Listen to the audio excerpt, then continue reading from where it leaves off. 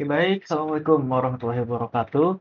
Jadi saya memperkenalkan diri dulu, nama saya Muhammad Taufiq Gunawan.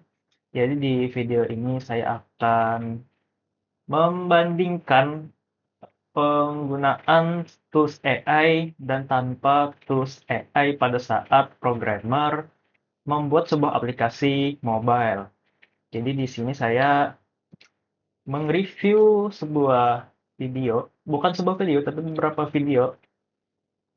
Jadi ada channel bernama UI Lover. Jadi di channel ini dia isinya adalah pembuatan aplikasi mobile menggunakan Android Studio.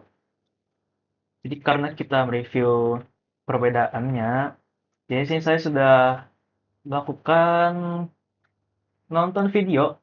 Yang pertama ada video yang ini, dia membuat aplikasi tanpa menggunakan tools seperti Gemini, dan videonya yang ini adalah penggunaan dia pada saat membuat aplikasi menggunakan Gemini atau AI Agent. Jadi apa sih perbedaan dari kedua cara si programmer itu? Oke, yang pertama adalah ketika si programmer menggunakan tools AI sebagai tools untuk membuat aplikasinya, efisiensi dari waktu itu lebih cepat dalam membuat aplikasi. Untuk kalau misalkan tidak menggunakan tools itu lebih lama. Terlihat dari video tadi, saat dia menggunakan AI itu ya cuma kurang lebih 15 menitan, 10 menitan. Kalau misalkan dia bikin yang tanpa tools, ya coba ada sejam setengah nih dia bikin. Terus yang kedua, jarang mengalami error kode karena ini dibuat oleh AI yang ya pengalaman saya memang jarang untuk mengalami error kode. Dan walaupun ada nih error, kode tersebut mudah debugging. Kalian tinggal kirim kode yang error tadi ke AI-nya, dan AI-nya secara langsung memperbaiki kodenya. Tapi ada sebuah argumen yang menyatakan bahwa ketika kita menggunakan AI sebagai tools dalam membuat sebuah kode, kita akan mengalami yang namanya ketergantungan terhadap AI. Dan kedua adalah kita kurang paham terhadap konsep kode.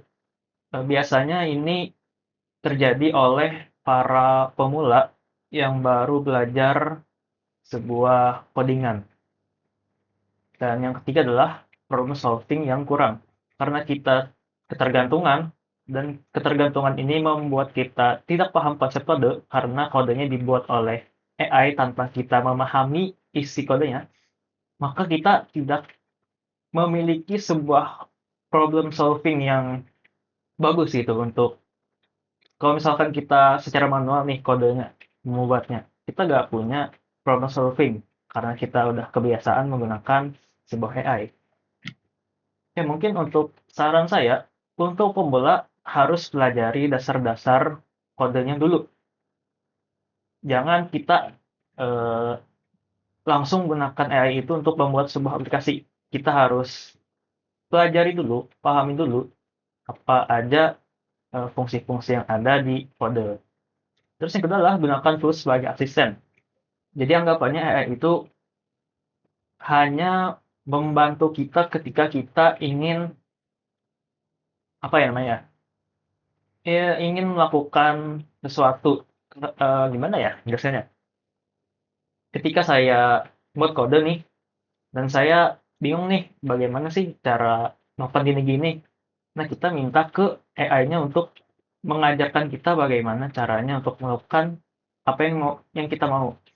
Dan untuk sepuh atau yang emang udah lama nih dalam mereka udah paham dasar-dasarnya, mereka udah sering membuat aplikasi tanpa AI, manfaatkanlah tools AI itu untuk produktivitasnya. Kenapa? Karena eh, sepuh-sepuh itu yang udah jago itu, mereka membutuhkan yang namanya produktivitas dan efisiensi waktu. Ya, terus yang kedua adalah gunakan tools itu sebagai partner. Ya, biasanya untuk minta ide lah, misalkan keperluan eh, aplikasi kita, ini bagusnya gimana kita untuk aplikasinya, kita minta bantuan dengan AI. Jadi kesimpulannya adalah seorang pemula itu fokus memahami dasar-dasar codingannya terlebih dahulu, agar kita tidak mengalami namanya ketergantungan yang ini, ketergantungan, tidak paham konsep, dan problem solving yang kurang. Dan untuk sepuh gunakan tools untuk peningkatan produktivitasnya. Ya, biasanya untuk membantu di kerjaan-kerjaannya, bantu waktunya lah dalam membuat aplikasi.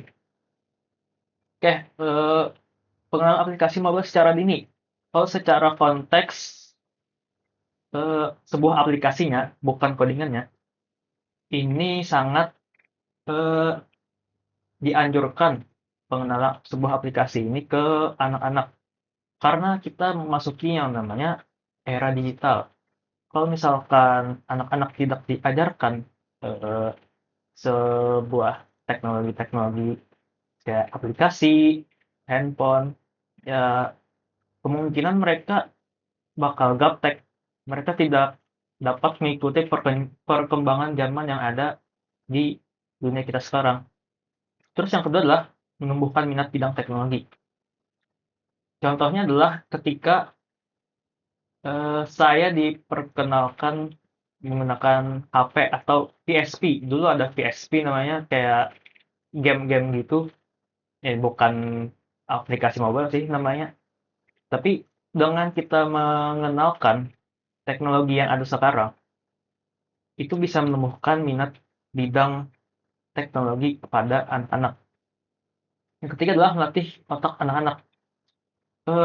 Ini kita analogikan aja, misalkan saya nih pas SD nih ngebuka aplikasi mobile, mungkin kayak game-game puzzle atau semacamnya. Dengan saya memainkan game puzzle itu, saya bisa melatih ke keterampilan problem problem solving saya ketika saya memainkan aplikasi tersebut. Dan juga kayak misalkan ada tombol button, tombol kembali, ya macam-macam tombol yang ada di aplikasi itu juga dapat melatih pola algoritma yang ada pada seorang anak. Ya begitu. Tapi kalau misalkan dalam konteks codingan, nah mungkin untuk anak SD, kalau kita terangkan codingannya, ya muntah mereka.